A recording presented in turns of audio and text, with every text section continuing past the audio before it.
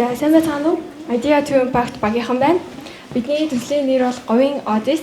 За яагаад энэхүү нэрийг өгсөн бэ гэхээр Одис гэдэг нь эртний грек үгнээс гаралтай бөгөөд цөл турших амьдралын ундраг гэсэн утгатай энэхүү сайхан үгээр төслийнхөө нэрийг нэрлсэн байгаа.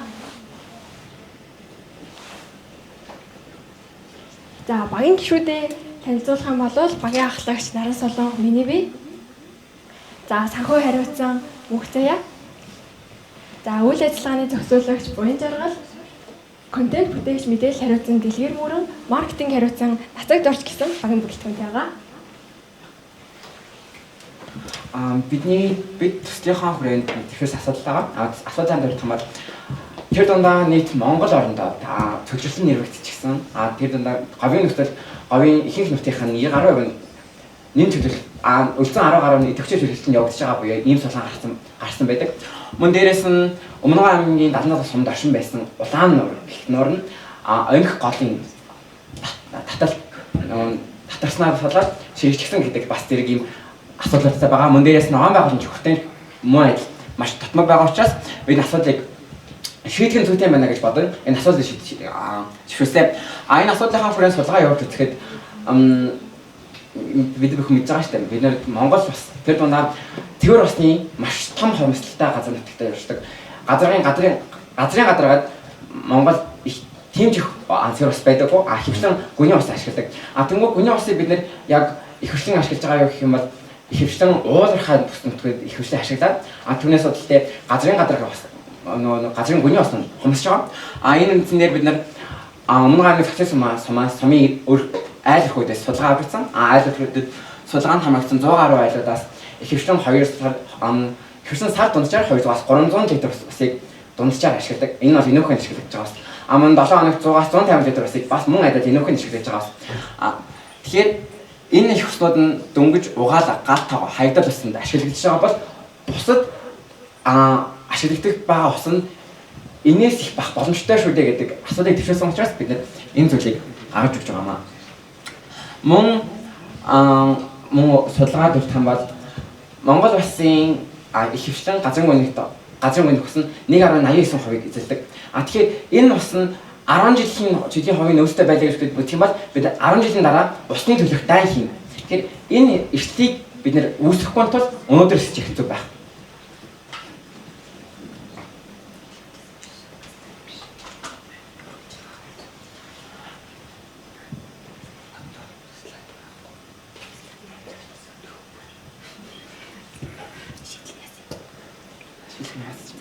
Манай багийн шийдэл бол саарл усыг тусгай шүүлтүүрээр хэрэглэцгээгээр цэвэршүүлээд дахин ашиглах явдал юм аа. За тэгвэл одоо энэхүү зурган дээр харагдаж байгаа ажлын манай шүүлтүүр нь 0.5-тай хайр, 0.3-тай хайр, илэс, идэвхжүүлсэн нүүрс тэгээд цаасан шүүлтүүрүүдээс тогтдог. За ингэснээр бид нэр шүүлтүүрийнхаа дээрээ саарл ус хайн. Тэр саарл ус нь шат дараалтайгаар явсараад доошоо гарч ирнэ. Тэрхүү усан дээрээ бид нэр жавлиныг хийгээд 1-2 хоногийн дараа ашиглахад бэлэн болдог. За тэрхүү бэлэн болсон усаа бид нэр туслын ясалгааны системд ашиглана. Туслын ясалгааны систем нь юу вэ гэвэл ургамлын шууд үндэслэн очиж хүрдэг. Харин энгийн усны ясалгааны систем нь хөрсний шууд гадаргуу дээр нь буудаг болохоор говийн хуурай халуун нөхцөл ууршихад нөгөө нэг илүү өндөр хүчтэй байдаг. Тийм болохоор бидний туслын ясалгааны системийг сонгосон.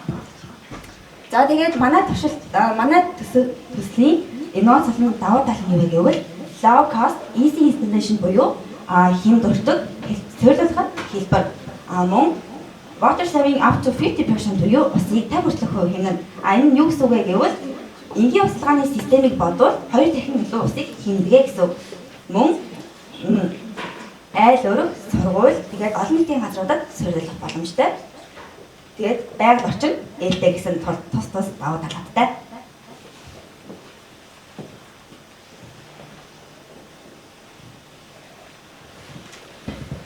Сайн байцгаана уу. За манай үйл явцын танилцуулгад тавья. Эхний үйл явц буюу судалгаа болон төлөвлөлт. Бид асуудлыг тодорхойлон яг ямар шийдэл гаргаж болох вэ гэдгийг маш их тунгаан бодсон. Жишээ нь яг энэ яагаад ус бохирдоод байна вэ гэдгийг их судалсан. Энийний эхнийх нь усыг дахин боловсруулах гэдэг зүйл маш дутмаг хоёр дахь нь маш их хог хаягдал, буруу хог хаягдал. Тиймээс бид чадах чинээгээрээ арай амархнаар нь ингээд зөв хаях болон усын ингээд шүүх энэ хоёр системийг ингээд өөрсдөө тулгаа ингээд авсан. Тэгэд энд усны шүүлтүрдэн дээр болохоор энержийн усны инженер BIMS цэцэг ихчээрээ туслалцаа аван усны шүүлтүрээ зохион байгуулсан байгаа. Тэгээд хоёрдугаар үйл явц буюу материал бэлтгэлт. Сая дурдсанчлан их материал нь ойр ойрхон байдаг. Амьдралтай нэг тийм хол хэцүү гэх юм байхгүй болохоор бид хэд энийг их амархан цуглуулсан. Тэгээд маш хурдтай болсон. Хамгийн хэцүү байсан зүйл нь жавлин үнний өртгөн л өндөр байсан болохоос бусд нь бол амархан байсан. Тэгээд гурав дахь нь болохоор систем өгсрэлт болон туршилт.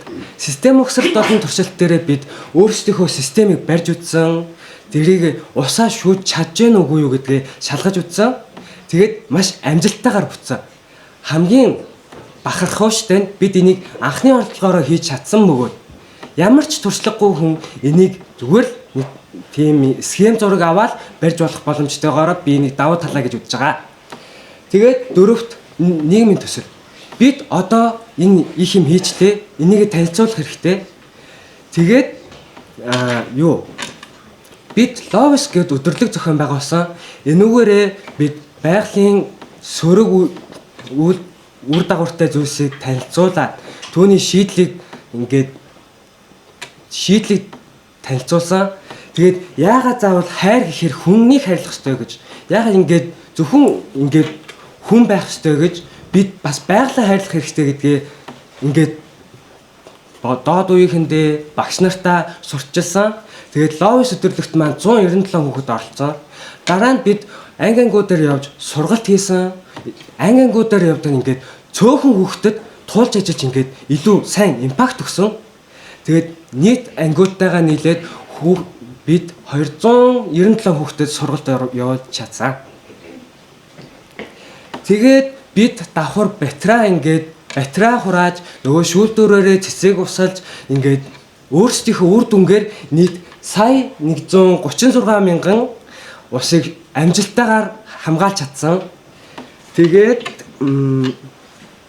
эргэн сурагчдад зөв үлгэр дуурайлал үзүүлж бусдад усаа хайрлая гэсэн тийм сэтгэл айдиа буюу тийм бодлыг толгойд нь суйрлуулж өгч чадсан гэдэгт итгэлтэй байгаа. Тэгээд байгаль орчин дээлтэй хямд өртөгтэй шийдэл боловсруулсан бидний ус шүүгч систем. Тэгээд 142 ширхэг батарейг буруу хаягдсаас сэргийлж цусгай цэгт хураасан. Тэгээд дахин ашиглах усыг сургуулийн ногоон орчинд ашиглаж эхэлсэн. За анхаарал хандуулсанд баярлалаа.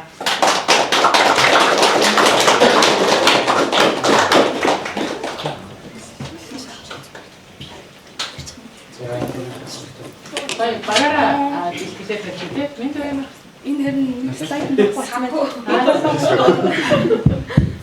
Окей. Бид нөгөө нэг юу яасан байхгүй юу?